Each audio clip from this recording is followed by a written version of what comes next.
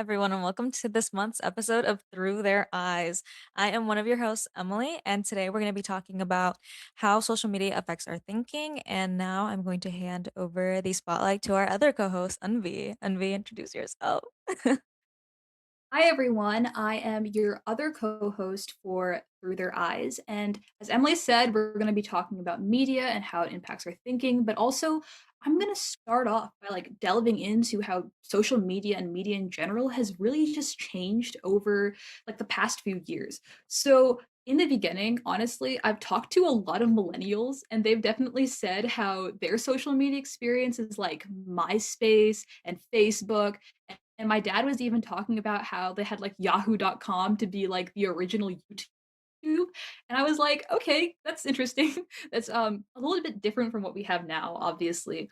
But I definitely feel like now, like due to short form videos like TikTok and Insta Reels, and just the fact a lot more of news is, in these short form content. Um, Posts and whatnot, I definitely feel like now our thinking is definitely changed because we're consuming media that might be biased. It probably is biased or misinformation in general. And I feel like that definitely impacts us because now we're kind of just taking it as is, especially with our attention spans definitely decreasing over the years. It's just overall, I feel like we're degrading in our thinking. But I don't know, Emily, what do you think? I agree with the fact that people don't really fact check information anymore. Honestly think with media, a lot of times people just kind of accept it as face value. I can't really say that it's sort of something that people have always done or haven't always done, but I know as of right now that people definitely don't really fact check information, especially on TikTok.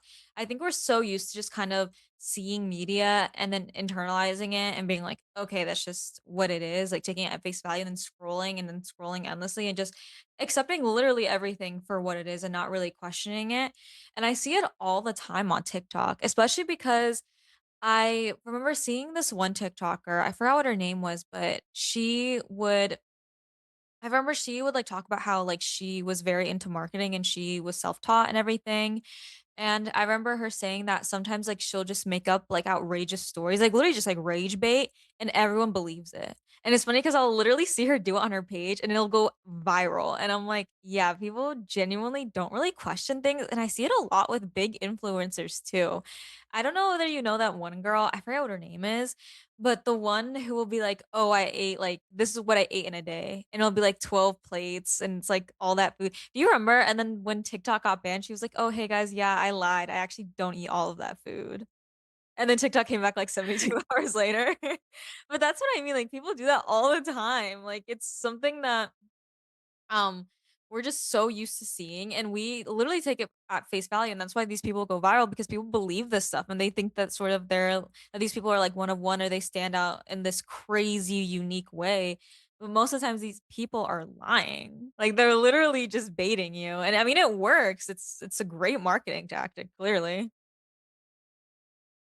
Yeah, definitely, especially because, you need more viewers to get money, but, I've also seen that on, legit news channels, if you've seen, I don't even know, Fox News and, all of these, kind of extremist not okay, I wouldn't say extremist, but definitely more biased news channels, they tend to already, have, their own posts and whatnot that are a little, far-fetched or, have a specific agenda, but I've also noticed, how a few neutral news channels become a little bit more biased towards either the left or the right. And I definitely noticed that in people who are also, bloggers and whatnot. In order to get the rage bait, as you said, it's like, oh, they're trying to do all these things to really get people to interact so that they can get money and that they can get all these views in order to, further their influence and whatnot. But I've just noticed that and I was kind of like, huh, okay, that's the new thing that's been happening. Or at least for right now, especially because it's I don't know, it's, really weird seeing how certain news, channels have, changed and evolved in, such a short period of time. I can't name any on the specific, but I remember doing, this activity in AP Gov, and we were, looking about how news stories, changed every, few hours and how a lot of neutral sites would show, specific media from, Fox News or CBS or whatnot. So it was just interesting. Yeah.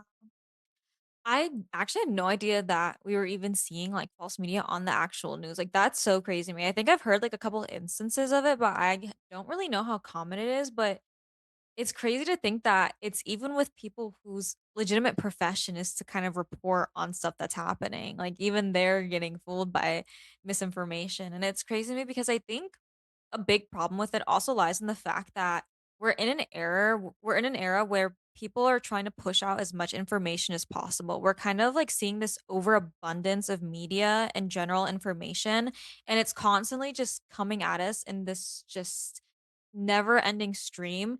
And I think because of that, it makes it even harder for people to fact check it because they're trying to figure because I feel like with a lot of people, they're trying to catch like the next big thing or they're trying to kind of siphon what's going to get them the most attention to report on. And because of that, and because of the stream of information that's coming at them, sometimes they might not prioritize credibility, but more so sort of like shock value. Yeah, definitely. And I definitely feel like it's crazy negative because, the media is a linkage function. Like that connects the people to, not only the government, but also like international news, like national news, et cetera, et cetera. So it's like when the media is wrong, you have like not maybe one or two, but like thousands of millions of people who are just experiencing misinformation and who have like all of these different thoughts and opinions. But it's also like I've noticed that a lot with a lot of the wars going on, for example, like my dad and a lot of other people I know, when they're following the Pakistan and India, they're using YouTube and they're using like Twitter and whatnot to get their information. And I'm not saying like that's the worst thing in the world, but anyone can post on those sites and anyone can really, bring apart that information. And I noticed that also happening with like the Palestine and Gaza wars. I'm not saying like who's right and who's wrong. I'm more of just saying like there's misinformation on both sides about what exactly was occurring. So I definitely feel like when we have that information, it's kind of easy to act upon it based off of like specific biases, I guess, and then taking that information up as like, okay, I agree with that. I don't really care if it's right or wrong at the moment. I'm just going to go with it because you're kind of like, it's a shock value and it's like a war. So you want to know, okay, what's happening immediately, if that makes sense. Yeah. I think with media in general or just news in general, we get so much of it from social media. I think one time in one of my classes, they asked, "Oh, where do you guys normally get your news from?" And everybody was like, "Well, TikTok."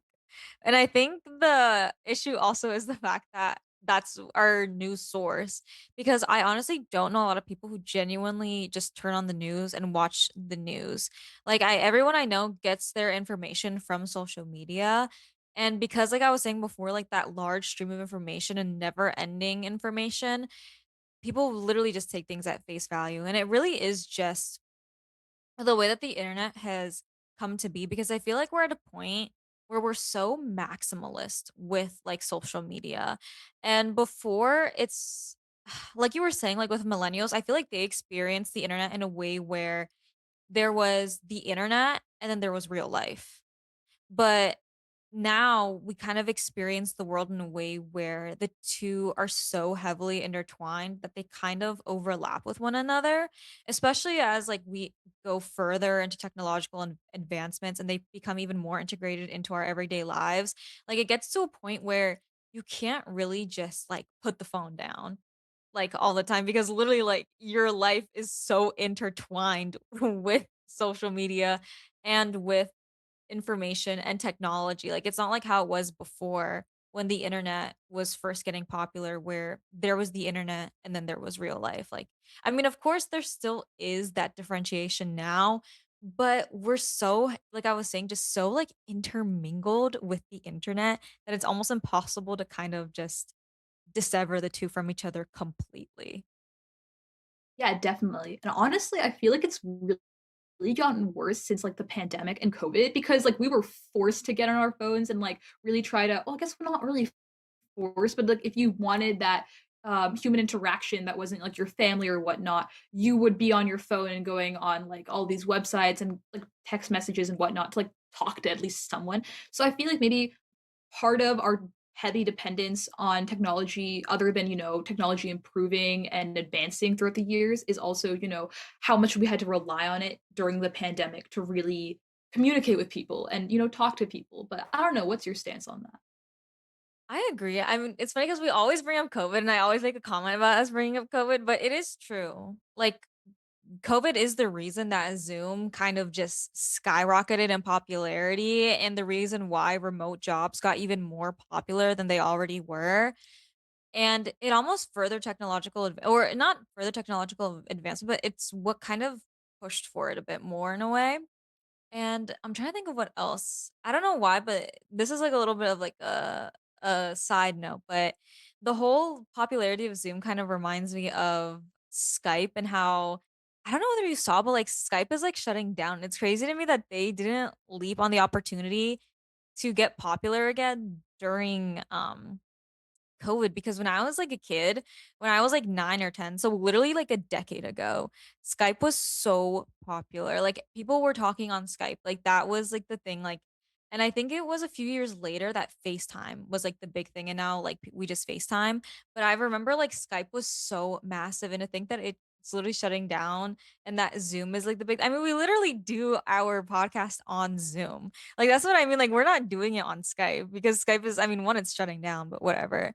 And it's crazy because I think, yeah, Microsoft owns Skype. So, and then Microsoft came out with Microsoft Teams, which is crazy to me that they just didn't start that they wouldn't just push Skype. But I don't know. That was just a little like side note, but that was like my little ramble. But back to my main point. Um yeah, I think genuinely we were already getting to a point where we were extremely involved in the internet even prior to COVID because I do remember even when I was in high school when I was 16, 15, like before the pandemic, I like we were just already so heavily on social media. We were just so intertwined with it already. Like I kind of don't really remember the way that I like conceptualize the internet before and after is different, but it's also the same in a way because now I think the main difference is that it's not just young people anymore, it's everybody. I think that's like the main difference because before like most people they were heavily on social media and on the internet, but on you really can't lie, it's really mostly that like 30 and under demographic that was mainly like on social media and what is it? Like just very active in what's going on. But I think now, like you were saying, because of COVID, we people are just online more. Like people are working remote, like I was saying. They're legitimately like and we're just seeing like the metaverse expand and then we're seeing people just like what was like I was gonna make a third point. My point is technologically, we're advancing so much more than we were before, and it's getting to a point where it's society as a whole that's involved with it. It's not just one particular demographic, it's literally the entire collective, which is very different than how it was pre-pandemic. Yeah, definitely. I can attest to that because in schools, like before the pandemic, we would have like those silver laptops or whatever from like the computer carts, and The that was the ones we Chromebooks, used. No, not even the Chromebooks, like those, Microsoft computers. Only now do we have Chromebooks, but before that, we had, like, those silver laptops, and they were, like, in those, like, carts and whatnot, and we would use those, but, like, our teachers would still, like, write on the whiteboard, and we would have, like, still, like, semi-traditional, but now I definitely feel like it's a lot more technologically advanced because every kid has a Chromebook now, like, we have a loaner Chromebook given to us by our school system, and we also have, like, a Promethean board, like, everything is online, like, when I come home, we have, like, phones and computers and TVs, and when I go to school, phones, computers, like, et cetera, it's like everything is so technologically advanced now, and it's only growing, as you said, like, to the metaverse, like, everything is growing. Did you actually see, um I don't know if this is, like, old news or new news, and honestly, that's kind of, like, back to the whole, like, "Oh my gosh, the news is so diluted," but, like, they're making these, like, robots like, I think there's, like, a different kind of robot, but it's, like, specifically, like, humanoid robots, and, like, they've already done this before, but, like, they're expanding on it, and I'm just like, "Wow, this is kinda creepy," because now we have, like and did you see the whole, like, sperm racing thing? Like, technologically, we're taking the human species and, like, we're combining it with technology, and we're combining it with, like, all these things, and it's so freaky because AI is just so into, human life, and I don't know, I'm kind of, like, unnerved by it, but also, like, slightly fascinated by it as well. I haven't seen that, but you know what I did see that I thought was really interesting and that I feel like might be kind of like an interesting talking point to bring up? It was that video of that one robot sort of like spazzing out. And I remember everybody was like, oh my God, he's like trying to fight, like he's trying to like fight the two people who are like around him or something like that. And I remember it was causing this whole discourse online for a while. And I remember I had two of my friends who are IT majors explain to me, they're like, no, like he has like I think I forgot what they said verbatim, but it was something to the tone of that robot, he has a self-balancing feature. So the reason why he's spazzing out is because he cannot catch its balance. Like he's literally programmed to like balance himself and he couldn't do it. So that's why he was like shaking and like moving his arms like that because he couldn't catch his balance. And I remember seeing comments and people being like, "Oh my God, like he's trying to like take over or like something like that." And that's what I mean. Like people are like the misinformation spreads so quickly, and I remember even thinking, I was like, "I don't know," because it's like, I don't know, like, I was like I remember, like, seeing that comment, and I was like, "I don't know if that's completely true." Like, I kinda don't fully believe that, and then I remember my friends explained that to me, and then I was like, "Okay, yeah, that checks out a lot more than what I was seeing online." Yeah. I don't know, I feel like I definitely agree with that because I was seeing something totally similar, but, like, on the topic of getting, like, your information from, like, media, there was this one reel that I saw, like, a few days ago, and it made me think about, like, our podcast, but basically, it was basically talking about how this guy was like, "Oh my god, did you see XYZ event happening?" to his friend, and his friend was like, "Oh, yeah, I heard about it on TikTok." And, the guy was like, "What do you mean you heard about it on TikTok? Bro, do you know where you're getting your news from?" And then, like, his friend was like, "Bro, where did you get the news from?" And he was like, "TikTok." So I feel like everyone's kind of aware about, like, where they're getting their information from, and it's like, "Oh, okay, like, yeah, I know it's bad," but I feel like there's not really a push to, go and actually go to the news sources or actually seek out information, and I definitely think one of the reasons for that is just because, like, we don't have that much time or we're kind of, like, lazy about it. I don't know, that's definitely not the reason, but I feel like it's kind of a factor into it. I really doubt it's the reason because I feel like there's definitely people who want to learn, but it's like it's that and also just so much information and so much, like, going on in the world around you and so much information just given through all these sources, you're kinda just overwhelmed, like, "Crap, I'd rather not dig through all of that. I'd rather just kind of accept this piece of information and figure out, like, the truth behind it a little bit later," if that makes sense. Yeah, it does, and I also think it's because of the fact that, like you're saying, we're not pushed to and we're not accustomed to actually like seeking out proper news sources. I think largely because TikTok is such a popular platform and it can be used for so much. And just the fact that it's constantly in our face that we're so used to going to that to like look at what's popular and to see what's going on. Because I think that and also Instagram. Because I mean, I know people still use Twitter or X, but I don't really know a whole lot of people who still use it. I'm not gonna lie. Like, I mean, I feel like Twitter definitely had its prime, like, I mean, like, let me know if you agree with this, but I feel like Twitter definitely had its prime, like, circa, like, 2018, not gonna lie, and a little bit before that as well, like, it had a good run, but I honestly don't really know anybody who's on Twitter anymore. I Mm, feel like literally everyone I know literally only has TikTok and Instagram, and I feel like because those are constantly in our face, that's what people typically go to. yeah. Honestly, I definitely feel like Insta and TikTok have definitely, grown in the charts, but honestly, I feel like Twitter, at least for, like, me and, like, for my circle, it's definitely still there, but not amongst, like, us, like, our, like, Zoomers or whatever. It's, like, amongst, like, millennials or, like, more for, like, the older generation. Like, I definitely know a lot of my dad's friends and my dad and whatnot, people, like, his age, they're definitely on Twitter and definitely getting their information from Twitter, but I don't think we are. I don't think, like, us Zoomers are. I feel like we're more on Insta and TikTok and, like, those types of, information sources rather than Twitter or Facebook. Yeah, because I don't really know anybody or like around like my age or your age who's actively on Twitter or Facebook. Like whenever like they have them, but it's not really to you. They just literally have them taking up storage on their phone. Like I'm not even kidding. And I don't even know that many people who use Snapchat anymore. I mean, I know some people who use Snapchat, but I feel like it's always like the influencers who like get paid to post and so they're posting like a million and one like Snapchats in a day and then there are people who like follow that but, personally, like, I don't know anybody who, like, still is super, like, hyper fixated with Snap. Like, I mean, I have, like, friends who have Snapchat, but they don't really actively use it. Like, all my friends are like, "Oh my god, I have it, but I've been meaning to delete it. Like, I barely use this." And I'm like, "Yeah, because like, we're all on TikTok and Instagram."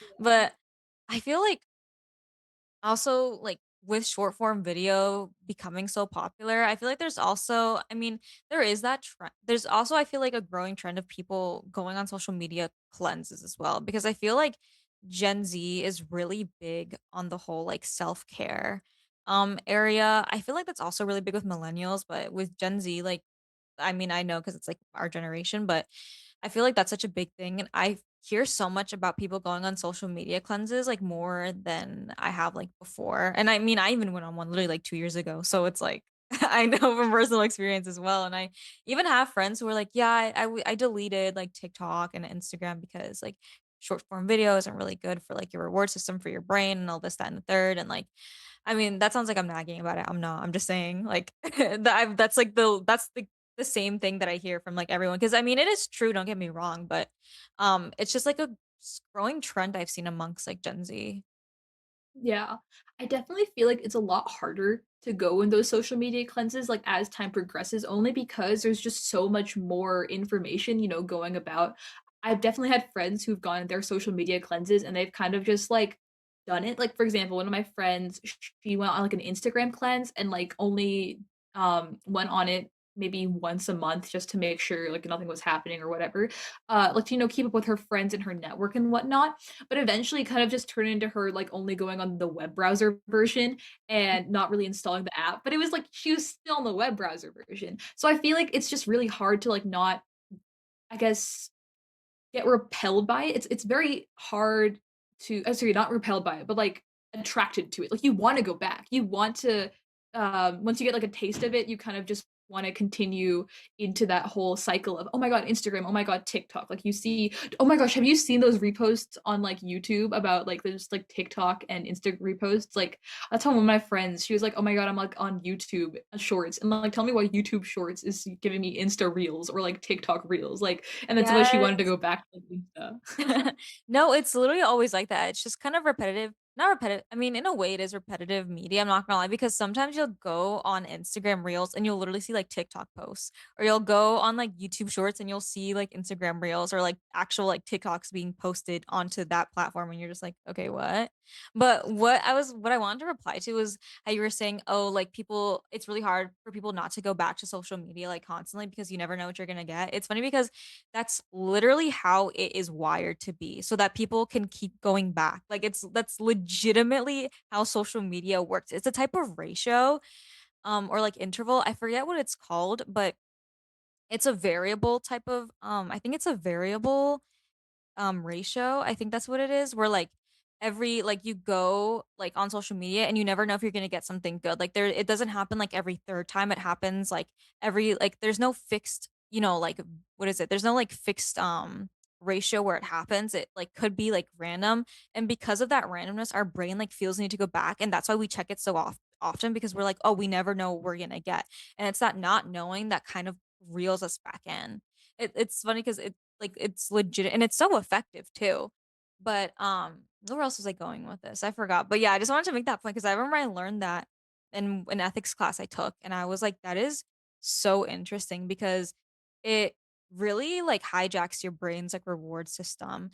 And I know, like, I don't know whether you've heard about the whole, like, dopamine, like, cleansing thing where, like, people will try to not engage in, like, short form media or anything that, like, gives them, like, immediate gratification. Like, I know some people even do it with, like, artificial, like, sugars and stuff like that, where, like, they'll try to just kind of, like, cut that out. Just, like, literally just, like, a dopamine cleanse, so they're not constantly, like, experience or, like, not so that way, like, they can regulate themselves and not crave that, like, constant and immediate gratification.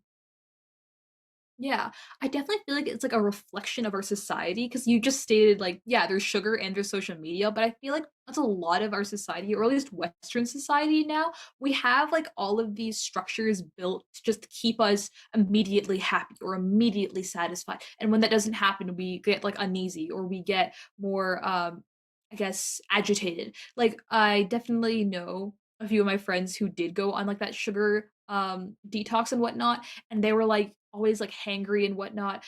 They were always like, "Oh my gosh, I wanna eat sugar. I wanna do this. I wanna do that." And I know, I think it was my freshman year math teacher, and he was basically talking about how phones are, like, I think more addicting than cocaine. I don't know if that's a true statistic or not, but at this point, it might as well be. But, like, I don't know, I definitely heard, conversations about people talking about how all of these structures in Western society, or not all of them, but a lot of them, are really structured to kind of manipulate the people and make sure that they remain dumb or something like that. Like, it was like some political book I was reading, and I was like, "Huh, that's an interesting theory." But I feel like it's becoming, like, progressively more true as we go on. But I feel like there's also, it's not the entirety of our society, but, like, just progressing as time continues. And I feel like immediate gratification is something, like you were saying, that's literally so sought after, especially in like the global north. And you can even see it in like consumerism. I think we talked about that in one of like our previous episodes. Like, especially like in Northern America, like we live in like such like an overconsumption in like culture. And like consumerism is just such a big trend in our collective. And I feel like all of those things like are like the actual internet itself, like sugars, like refined sugars, I think that's what they're called. And just like that excess of like consumerism, like they kind of all act literally to like keep us engaged. And it's like sad, but it is really how businesses make their money, like feeding off of what like makes us feel good and just like that urge to like keep that immediate gratification going. And because of that, we do go in for more. I mean, like I know with me, like I struggle so bad with the whole sugar thing. Like, oh my God, I think about it sometimes and I'm like, this is bad. Like I need to cut back because I sometimes I literally just, like, don't have time to, like, make myself, like, a meal or, like, to eat something, like, that I know will genuinely energize me, so I'll just go get coffee or I'll go get candy from, like, the vending machine and I'll eat it, like, I will literally, like, eat it fast too, so that way, like, the energy hits me faster, and then I'll, like, study and just, like, it, like, I mean, it's effective, but it's really not good for me, and I need to cut back because 'cause I'm at a point where, like, when I'm sleep deprived, sometimes I'll be having, like, 3 sugary drinks in a day and a coffee or, like, 2 coffees and, like, a sugary drink. Like, it's really not okay. But my whole point is that, yeah, sugar is not good for you, and I mean, I'm aware of that, and I think generally people are aware of this fact, like, I know from personal experience, like, I feel like a lot of people are aware of that these things aren't good for them, but they're just so convenient. And I think that's what the issue is as well. And even with healthy foods, like I know for me, when I genuinely do have a good meal, I genuinely feel better than when I have like a shit ton of sugar. I'm not even kidding. I know I feel better because I've felt it before. I think I had like this beef stew the other day, and I remember I was like, after I ate it, I was like, I feel so energized. I was like, I feel so good because it had like a bunch of vegetables in it, and it was like fresh, and I was like, okay, yeah, so this is what I'm supposed to be eating, but it's an inconvenience to actually make it or make something like that or as nutritious as that every day, which sucks because I always refer back to how like Europeans, specifically like Southern Europeans live, where they don't have as much of like a work culture as like the US does. Because I think I heard this quote where it's like people in the US, what is it? Live to work, and then people in that like area of the world, they work to live. I think yeah, that's what it is. Where I think I remember I watched like this one video on TikTok, of course, where this lady she was talking about how she used to live in the US and then she moved to Italy and she was saying how it's not appropriate to eat, like, when you to eat at your workplace or to, like, eat quickly or to, you're supposed to take your time when you eat. Like, if you go and, like, you eat, you're genuinely supposed to, like, take your time and, like, sit down and, like, eat and then afterwards go back to work. Like, and I feel like in the US, like, a lot of times, like, people, like, they'll take their lunch break, like, at their desks and stuff like that. And I think that is really so interesting to see that difference. Oh, and I remember seeing that it's also I think it's, like, considered inappropriate to, like, walk and eat as well in Italy.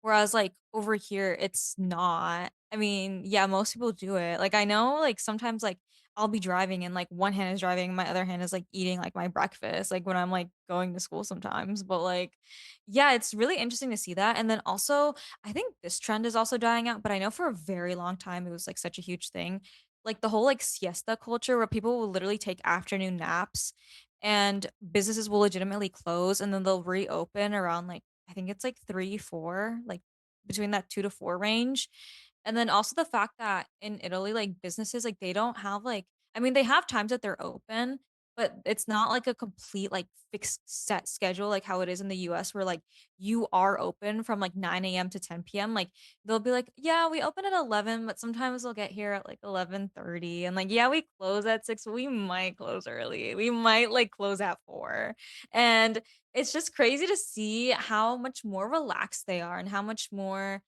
they're kind of just, like, in tuned with their lives, because I feel like in the US and especially Japan, I feel like Japan is so much worse than we are with stuff like this, but yeah, and, like, it's crazy to see, like, us I don't wanna group us, like, in with Japan, like, so strongly because I feel like Japan's work culture is a lot more intense than the US from my understanding of it, at least. But, yeah, it's really interesting to see the contrast between somewhere like Japan versus, like, Italy or the US versus Italy when it comes to stuff like this. Yeah, definitely. And like to your point about beef stew and like, cotton candy from the vending machine and whatnot, literally it's accessibility. Like you were talking about how, we want all of these like instant gratification type things. And it's like, yeah, like fast fashion. Oh my God, that was our first episode. And literally in fast fashion, we were talking about consumerism and instant gratification. And it's like fast fashion because the clothes are made quickly and then we get rid of them quickly and then we buy more clothes. And it's like, if it's accessible, if it's cheap, if it's something that we can get instantly, why don't we get it? It's a very, like, innate human, like, urge, I feel like, to just want those things so quickly, and I feel like it's more humane of us to really just, like, sit down with ourselves and be civilized because that's not, like, an instinct of ours. I feel like our instinct is just like, "Okay, what's the quickest I can get? What's the thing that will give me instant gratification?" But it's also, like, the socialization of our, like, society overall because I guess as a society, as we progress, we kind of are used to having all of these easy things, like with technology, with our Alexas, with our computers, et cetera, et cetera. We're used to getting all this information so quickly. We're used to getting all of these things like so quickly that the accessibility is kind of just innate within us. So we're used to that. And that's why we don't want to work hard for these things or do et cetera, because we know there's an easier option. So why not take that? Yeah, and I think also because we have so many other things that we need to be doing, like, when we have these things that convenience us, it's just like, why not use them? Like you were saying, it's literally just like sometimes it's like you kind of make that compromise because you're like, okay, I can't do everything. So in some aspects, I'll compromise and I'll take the more convenient route. And I think also because we live in like such like a busy culture that sometimes we will like sort of make shortcuts in certain areas as opposed to others. Yeah, definitely. And I know, like, when we're talking about, like, Japanese culture and then American culture, I definitely feel like it's also, like, a regional thing, at least in the United States. Like, if we're in the South, it's a little bit different than if we're in the North, and then if we're, like, in, the Midwest and et cetera, et cetera. But I definitely feel like Japan is a lot worse with their work culture. I have, a few friends who have, like, heritage from Japan, Jesus. I can't talk, but and it's just very, very, depressing, I guess, because have you seen, like, the drunk, people, like, there's this one video I watched, and it was talking about how these Japanese, businessmen or these Japanese workers, they would, because there's, like, the drinking culture as well, so they would go to work for so long, and then after that, they would go and drink with their friends because it's rude to, like, maybe not, like, deny them and whatnot. They would drink with their friends, and then, like, 2 or 3 AM in the morning after, like, having their drink filled so many times, they would just be, like, sleeping on, like, the floor, like, passed out, blackout drunk because that's how bad the work culture is. And I definitely know they have one of the higher suicide rates in the world. I think the highest is in Greenland due to, like, a lack of sunlight and a lot of other things. But Japan is definitely up there. So it's like, I don't as you said, we're not as extreme as them, but we are definitely not the best. Yeah, I remember hearing about that. I heard, like, something similar, like, other similar stories where, like, sometimes, like, people will literally, like, sleep and then just, like oh, I mean, like, I was gonna say sleep and then go to work, but then I was like, "Wait, that's literally, like, everywhere in the world." But what I meant to say is, literally, like, sleep in the subway and then go to work, like, directly after, which is kind of sad, but it's also sad to see how normalized it is because I feel like I always think about, like, if I lived, like, in a more intense culture like that and, like, being, like, a little bit older and, like, being, like and, like, having, like, a full-time job, and I don't know, I feel like it would make me, like, really sad, and it's I don't know, I think it's kind of sad to think about that there are probably a lot of people within, like, that culture or who are in that work culture where they're not happy, but the thing is they can't really do anything about it because that's legitimately what the norm is, and, like, defying it would almost, like, compromise, like, their income in a way. So I think Yeah, it's it's like just you're kind of Oh, go ahead. oh, no, I was just saying it's just sad. It is pretty sad, yeah. It's kind of like you're just living to survive and then you're kind of dying at the end. And it's like there's just not enough time for you to really like experience life, or at least that's just my perception of what happens because I mean, what else can you do, you know? Like, you're going to work, you're working for your whole life. Like, even before that, I know East Asian and like Asian like entrance exams and like schooling, that's no joke. Like China has one of like the most difficult like entrance exams and whatnot, like ever. It's terrible. And you have to go through all of that and you have to work your whole life to, you know, get top marks, get top, et cetera, et cetera, et cetera. And then you have to go and work for like all your life and then you have to retire at like a very old age. And then what did you do with your life? You know, like you barely have any life left to live. And I definitely know one of the impacts of that, especially on Japan, is that they have a very, very low birth rate now. Like it's declining because people are like, you know, they're not having enough time to really have a life. They're more of so busy with working and sustaining themselves rather than genuinely, you know, thriving enough to build a family, to build a stable structure. Isn't it in Japan that they're starting to pay people legitimately to have children? I think so. Yeah, which is so interesting to see that that's the point that their culture has taken them, that their work culture specifically has taken them, that people are literally getting because that's how like under people are so focused on their career. And I think with a lot of it, it's kind of sad, but it really is just how the culture has like come to be. Because there are probably people who would like to have a family, but legitimately they cannot because of how demanding the work culture is over there. Because I feel like ultimately, I mean, like this is just how I feel personally. I feel like ultimately people they crave that connection, and while not everybody wants to have like that, like, stereotypical, like, family where they have, like, a spouse and, like, children, like, people, they crave a sense of community and they crave a sense of belonging, and they want to be part of a group. Of course, it doesn't always have to be that, like, what is it? Like, archetypal family, but I think people, they just crave connection, they wanna be a part of something, and I feel like when highly individualistic, like, work cultures like that, it's kind of hard to get that, like, feeling sometimes because you're legitimately just working like, what is it? You're, like, living to work. I was gonna say working to live, but then I was like, "Wait, no. No, you're legitimately, like, living to work."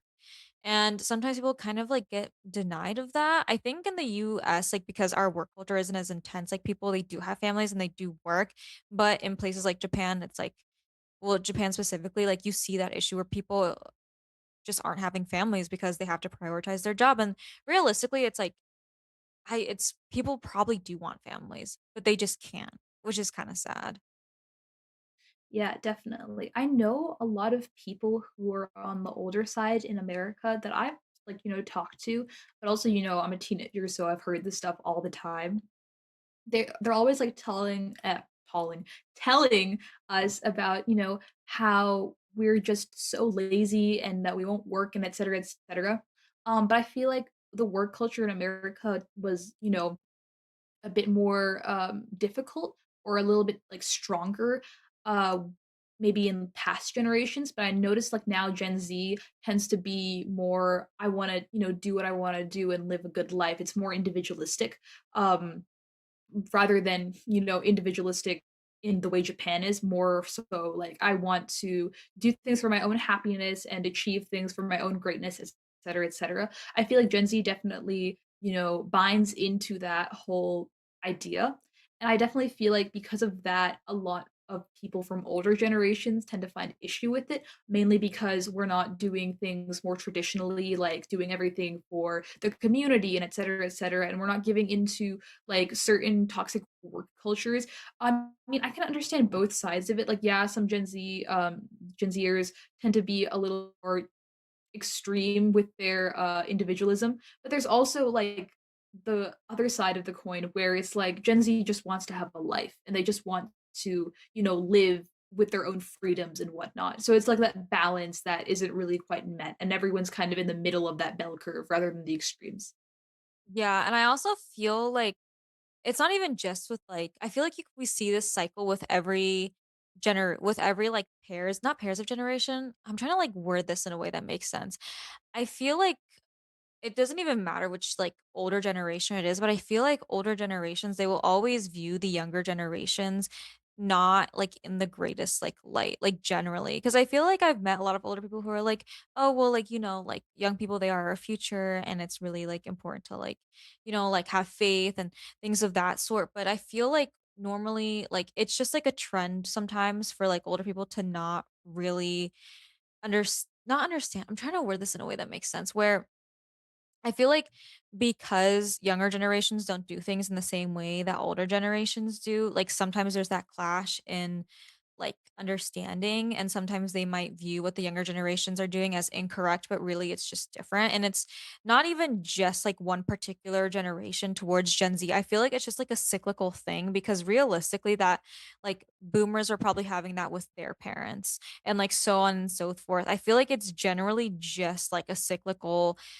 trend. Like there's really nothing, it's not like a unique thing. And I feel like I'm trying to make like I'm trying to word my point here in a way that like makes sense because I'm like, what was I gonna say?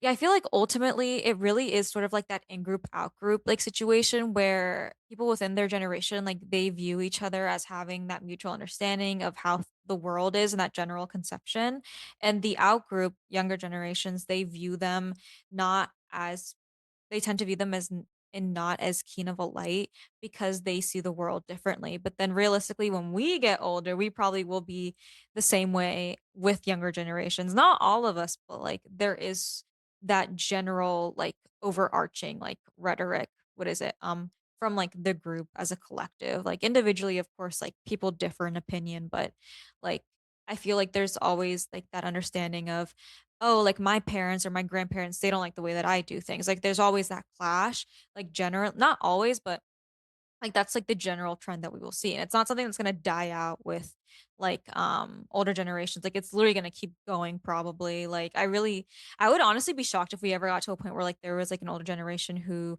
didn't have that clash with like younger generations because it really is just like that in group out group situation where you view the people in your group as like in a good light because they reflect similarly to you, and you view people in other groups as not in like great of a light, which is like sad. But I think it's just like I think people just generally tend to have conflict with people who are outside of their groups. Like there's always like that intergroup like conflict, which is like sad, but I think like when you like get to know somebody who's different than you can kind of develop more so that understanding.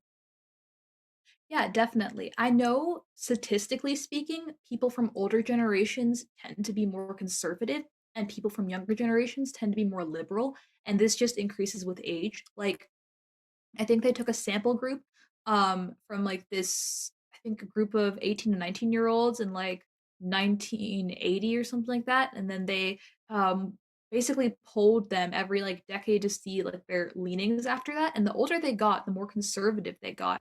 And with younger generations, it was more liberal, usually. So I definitely feel like to your point of like in group out group and how like older generations are always going to have certain views towards younger generations, I definitely think that change in ideology and that change in like traditional views compared to more, I guess, progressive views is always going to be the issue. But I also feel like for older generations I've talked to, they're definitely, I guess more closed-minded in my personal experience, not in general, definitely not in general, just in my experience, they definitely more closed-minded to, Gen Z overall because they have a specific view of what Gen Z is, and because of that, that's how they act upon it, but I definitely know that's just because of the specific people I talked to rather than a complete generalization of the entire older generation.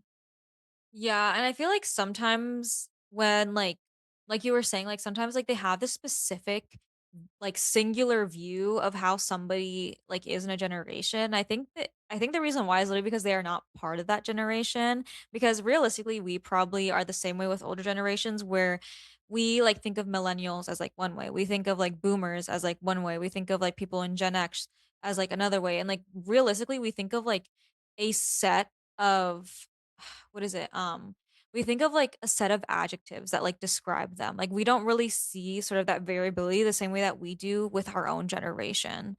And it's literally what I was going back to with like my in group, like out group, like example where like we are more understanding of the group that we're a part of as compared to what is it, other groups that we're a part of. We tend to stereotype them because we can't not that we can't humanize them, but we sort of lack that in-depth understanding as we do with the people who are similar to us, or are a part of like a group that we're a part of because we're part of that group, like we literally see that variability. Like we know it, we understand our group well, but with outside groups, like we don't understand them as well because we're not a part of it. We're on the outside looking in, we're not on the inside looking out, if that makes sense.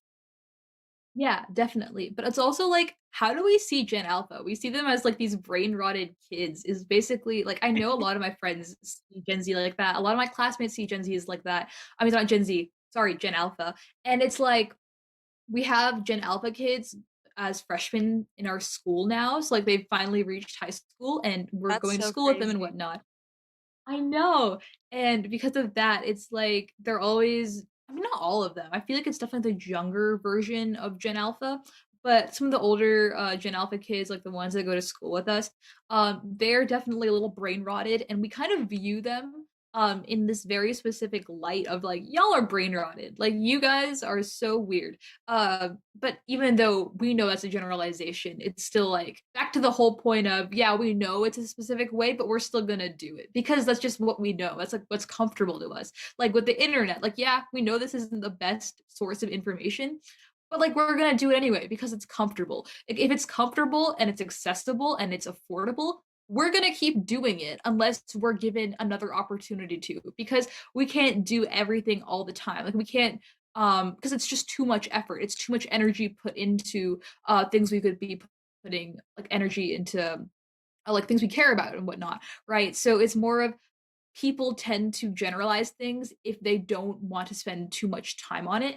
That's what I've noticed, especially with people in general. You just want to be like, okay, you're this stereotype, moving on. Okay, the internet is telling me this thing, moving on. Okay, fast fashion is whatever, still gonna buy it, moving on, kind of thing. No, I completely agree with you. I think it really is just like people want to convenience themselves and they also want to compartmentalize things. Like they want to slap a label on something because it makes it easier to digest it. It's because we're literally learning about this in like my social psych class and I'm like taking my final in that class in like a few days. So I mean, looks like I've learned something, but my point is that yeah, we want to label things because it's more comfortable for us. Like it's literally the way that our brains work is that we want to put a label on something. We want to like categorize things. And I feel like that's the reason why we tend to kind of like stereotype and like slap these labels because of course like not all stereotypes are bad, but like the thing is they can be very, very harmful regardless of whether or not they're good or bad because we're not actually taking the time to understand things, which in some scenarios isn't our fault because it's literally the way that our brains are wired. But when it is like malicious and it is harmful to other people, it's really important to unpack those stereotypes and be like, okay, why am I thinking this way? But like you were saying, like sometimes people don't want to go to the way that inconvenience themselves because they don't really see like a like reason to do so. Yeah, definitely. I don't know, I guess that's really just what we've come to now. Like, I definitely think that's something that humans are always gonna do or they've always done. It's just like, you want the most convenient option. That's why technology has advanced to the point where it has. And all I think all these things have, like, occurred, but I definitely feel like now we're kind of reaching a point where aware of it, like, now, with like global warming and all these things, like all the accessible things we wanted, like through the Industrial Revolution, and whatnot, like it's all kind of catching up to us now. And now I feel like there's a lot more of a push to really kind of get our lives back and get our humanity back, back from like all the animalistic urges that we had to, create all these things and try to get everything so quickly in that instant gratification. But I definitely feel like it's kind of starting to change with us, but it won't really make an impact of change with us. It's more of we'll be getting to change it, but it definitely won't like have a huge change right now. I don't mean that like with our generation, I think that we can make huge change, but it's like with millennials and whatnot. I feel like they were the shifting generation, but they've definitely made like huge contributions. It's just like there's so much more change to be done, if that makes sense. No, I agree. And I feel like sometimes people they get impatient and they're like, "Oh, well, like why aren't we seeing like this huge shift with like a specific generation or something like that?" But I feel like with a lot of these issues, there are gradual changes that need to be made. I feel like it's kind of rare that you sort of see like, I mean, of course, you will see, like, sudden uproars and, like, certain, certain, like I don't wanna say trends, but, like, certain, like, societal transitions, but I feel like you don't really see the ramifications of those changes until, like, very much so, like, later on, and you can even see it, like, throughout history as well. Like, even we've had, like, ages where, like, the way that I'm, like, trying to relate it back to is, like I'm trying to think. Like, even with, what is it? Like, segregation, like, once it was ruled out, like, we would still see, like, people being extremely discriminatory and extremely racist. Like, of course, like, racism is, like, still well and alive, and we still see a lot of institutional racism, but a lot of, like, those changes, like, they're gradual, and we're still, like, dealing with problems akin to that today, and I feel like it's really rare that there's gonna be an issue that's facing humanity or plaguing humanity that's going to be completely undone within a lifetime or within a generation even. I feel like things like that, they're so, like, gradual, and like I was saying, yeah, like a lot of issues that we've been dealing with, like within the past like 100 years, like we're still dealing with today in some way, shape, or form, which is sad. But a lot of the times I feel like people become so set in a specific way. And because we kind of like pass down like these issues like to like our kids and then their kids, like they like we pass down like so many things like generationally and that includes like issues and like what is it problems that like plague us. And yeah, like I was saying, like we still see like issues with like racism like to this day. It's just like we see it in a different manifestation. And of course, there are things that have gotten better, but you can't necessarily say, oh, like this issue is completely remediated because it's not. Yeah, definitely. And like back to the whole social media thing, I definitely feel it's one of the positives of it because like now we're getting so much more exposure to all these issues like racism, like Black Lives Matter, that movement was very much publicized and that was very much like a global not a global thing, but it had a very like big outreach, if I would say. Maybe even global, I would say that. But not only that, but it's like these, issues can really be exemplified, through social media, and a lot of more people can really know about it, and, that socialization of having, people pass down certain issues, like, I know with millennials, they'd probably be passing down, climate change and whatnot, and we'll probably be doing the same, but it's like that socialization can definitely help newer generations kind of understand the impact of, like, the older generations and what they can do to help, but also social media is definitely another huge factor because now we're getting so much information. And yeah, there is biases and there is like misinformation, but there's so much good that can also come from it that it's like you really have to pick and choose your information. And I guess it's more of like social media. I don't know. My take is that social media should really be used to get exposure to issues, and then you can really research that on your own time and try to see how you can help and how you can contribute to improving the issue overall. No, I completely agree with you. I feel like social media, like in its best use, can give us so much exposure to how other people live and what's going on around the world. Because I feel like I even with, like, the TikTok ban, like, when everybody was, like, on Red Note and stuff for, like, a few days, I feel so bad because like, I don't really know people who use Red Note anymore, but I was on Red Note actively for like a few days, and I feel like people just kind of migrated back to TikTok when it was back. But my point is that people got to like actually like learn a lot more about like what is it, Chinese like culture, and I was even seeing that people were legitimately learning Mandarin, like they were learning phrases in Mandarin, so that way like they could like speak a little bit of Chinese, and I thought that was so like interesting that like we sort of like got to experience that because of the internet. Like, otherwise we would have never experienced something like that because we're across the world from, like, China, so we would not have known that.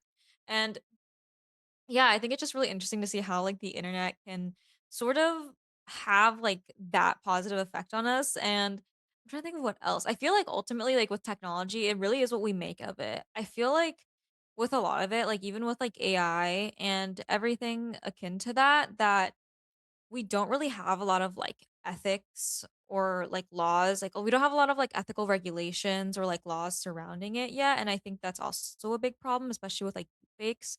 And I think because of that, there needs to be more of that, or there's something that needs to be like developed relating to that. Because I think with the internet and like AI and just like technological tools, like I feel like they're inherently like neutral. Like I don't think they're intrinsically good or bad, but I think human beings will manipulate them to either be good or bad. So it really is just up to us to make of it what to make the best or the worst of it. And hopefully we can make the best of it.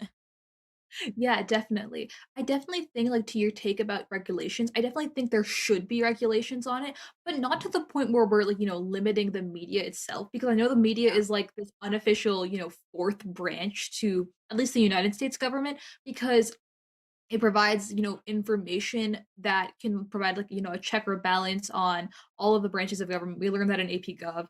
And it's like, it should definitely have certain regulations on things that would be considered obscenity or things that can or like, considered libel or whatnot. Like, of course, it's not like completely libel or whatnot, but it can be flexed into it. So honestly, I definitely think that we should create those regulations, but definitely also be mindful of, the purpose of the media. But as Emily said, it's like extraordinarily important to ensure that the media isn't used for notorious things like deep fakes or like Yeah.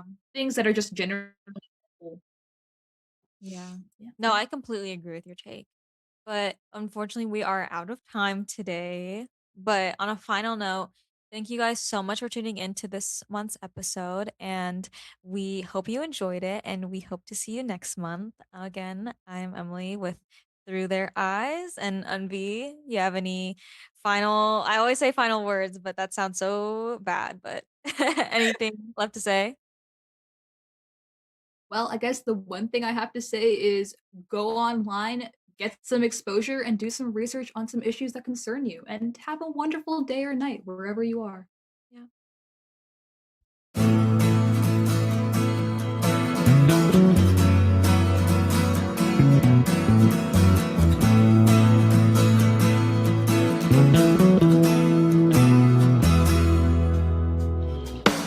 You are tuned to the Nissan Communications Network.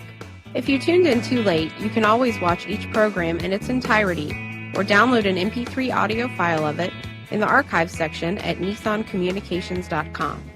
Don't forget to subscribe to our YouTube channel, follow us on Twitter, and like us on Facebook. Sponsored by StreamingGear.com and DeltaForce.net.